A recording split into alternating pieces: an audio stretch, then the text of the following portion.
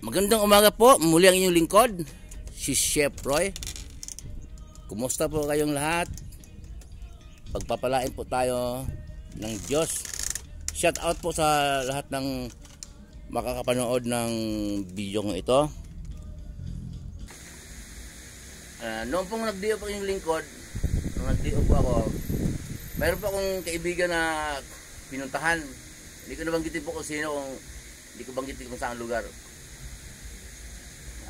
Sabi niya, syempre nagpo-post ka pala ng salita ng Diyos hango sa Bible, napanood kita, sabi ko. Tapos tinignan po yung mga post ko. Kumbaga po, yung cellphone ko, hinawakan niya.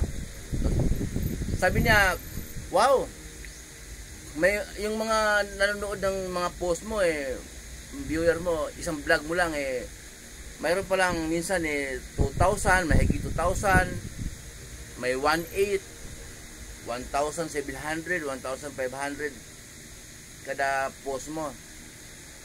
Pero wala ka pang komersyal. Sabi niya sa akin, ano komersyal? Ano yung channel? Gaya ko, may komersyal na yung mga vlog ko. Malabo ka pang sweldo niyan. Anong malabang sa sweldo? Palagi ako sa sweldo. Okay naman ako sa work ko, kontento bilang chef. Hindi, ibig sabihin sa vlog. Sabi niya, hindi pataasan ng viewer yon.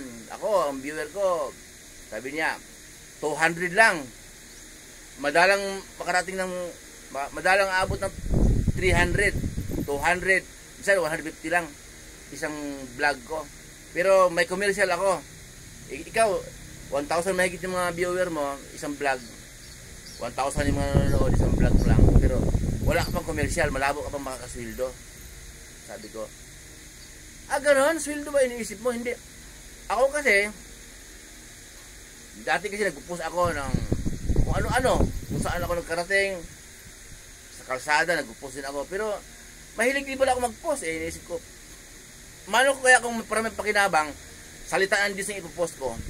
So noong nagsimula akong magpo-post ng Diyos, nagsimula pa akong magpo-post ng salita ng Diyos, pinagkalooban ako ng Diyos ng banal na espiritu para manguna sa akin, para magiging tama ang mga ipopost ko. Kasi may kukontra yan, maraming manonood ng mga matalino, maraming marunong, maraming nanonood. Actually po, lahat ng nanonood ng vlog ko na salita ng Diyos, ang Diyos ang nag-udyok sa kanila na tapusin nila. Okay, kaya hindi ko pwedeng yung sa akin lang, kundi sa Diyos nang galing ang mga sinasabi ko. May verse naman. Pinaranga ko siya. Ikaw, magkaiba tayo Ikaw pala, kaya ka nag-vlog dahil naghahag ka ng pera, sweldo. Hindi ko alam yun, may sweldo ba? Ikaw naman, binibiro ko pa siya Ikaw naman, nagpapakyut ka sa bukid, nagpapakyut ka sa kalsada, naghahag ka pa ng sweldo. Kasi post mo, natawa siya. Huwag mo intindihin yun yung sa akin.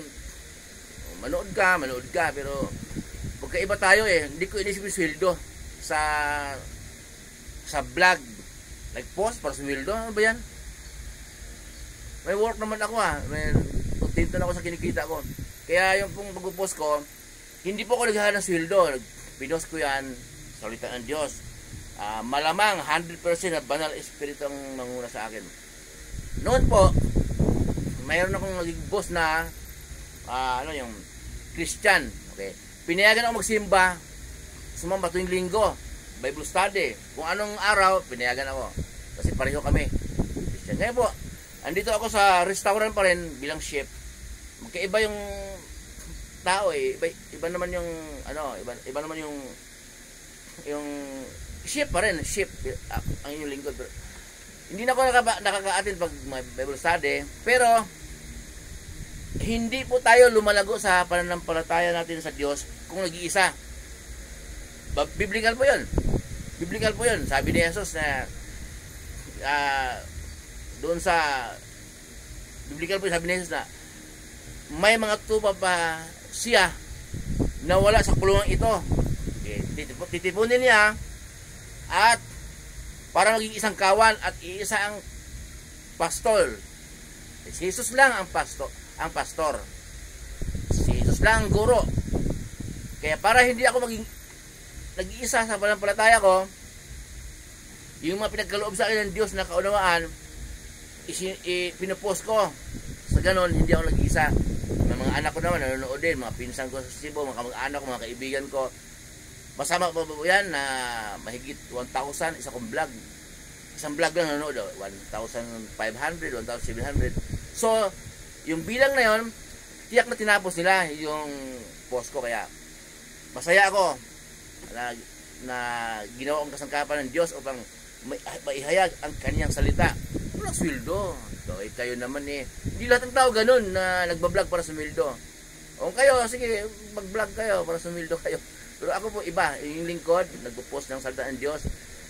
Hindi man ako nakaka-attend sa church, sa sambahan, pero hindi ako nag-iisa. Actually po, ang pagsamba sa Diyos, araw-araw, sa lahat ng oras. Yung sumasamba paglinggo, bahagi po ng pagsamba yun. Hindi tayo tiyak na lahat sumasamba yun. Yung iba dyan, kaya lang sumamba dahil para masuot yung mga damit nilang bago, purmahan lang. Yung iba nga sasamba ng linggo, Sabado pa lang, pupunta ng salon para maganda. Ano ba? Yung iba naman, kaya sumamba dahil yung juwa niya member sa church na yan. May minimit iba. Kaya iba naman talagang mayroong target dyan na may crush yan, iligawan niya. Kaya, hindi po lahat na nasambahan na yan yung umaatin na hindi lahat na sumasamba ang puso at isip. Okay? Pero ang pagsamba sa Diyos po, ulitin ko po, araw-araw sa lahat ng oras. Ang Diyos ay sambahin natin sa espiritu at katotohanan. Dahil ang Diyos ay espiritu. Hindi na kailangan hanap ng rebulto. Ang Diyos ay espiritu. Kaya pagka tayo po ay taos puso nanalangin sa Diyos, alam ng Diyos.